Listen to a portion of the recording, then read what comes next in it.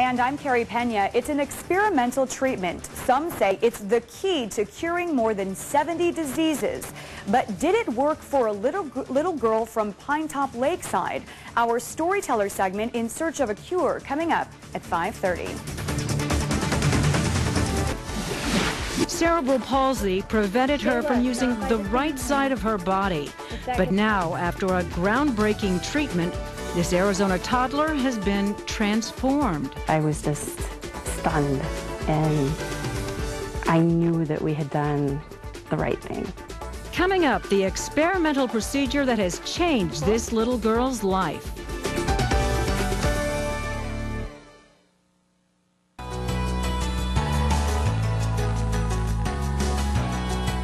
It's an experimental treatment that could change the course of medicine, possibly leading to cures for 70 different diseases. Tonight, our Carrie Pena takes us to the high country for our storyteller segment, In Search of a Cure. Carrie? Patty, Chloe Levine is 2 years old. When we first met her earlier this year, she could not control the right side of her body. She couldn't run or ride a tricycle. So what has changed since then? I know that what happened to Chloe wasn't necessarily my fault, but I'm her mom, and she wasn't whole. This was the first sign that something was wrong. Instead of crawling, Chloe Levine would scoot across the floor. She couldn't control the right side of her body. There's the Chloe shuffle. Her parents, Ryan and Jenny Levine, would later learn that Chloe had most likely suffered a stroke in utero. An MRI revealed she had cerebral palsy. Brain damage was impairing her ability to control her muscles. When you heard that diagnosis? I died. Makes me want to cry now. But it crushed me. But everything was about to change for this family. They found out about a clinical trial going on at Duke University. A doctor there was using stem cells from umbilical cord blood to try to reverse damage done to the brain. The Levines had banked Chloe's cord blood when she was born. For the past 2 years, they've been paying a private laboratory in Tucson to keep the frozen blood in safe storage. Because they had her cord blood, they were eligible for this clinical trial. I know that this is what we're supposed to be doing, and there's a reason that we're doing this, and I just pray that it cures her.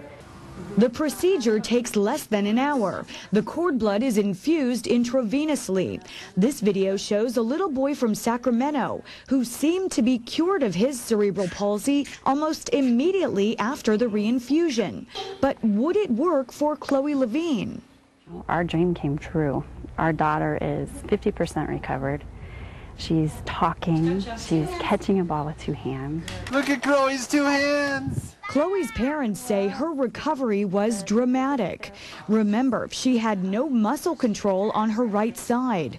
She used to hold her right hand close to her body, clenched in a tight fist. Now, take a look. 1, 2, 3. Chloe is able to catch a ball, to raise her hands above her head, and to run. All of the things she couldn't do just 8 weeks ago. Ready? Yeah, catch. Dottie Waldo, who works with Chloe, didn't know what to expect. She's been a physical therapist for 39 years. And when she saw how Chloe responded to the cord blood reinfusion, Dottie says she was shocked. It's going to help a lot of children. What this clinical trial means for the future of medicine has yet to be determined.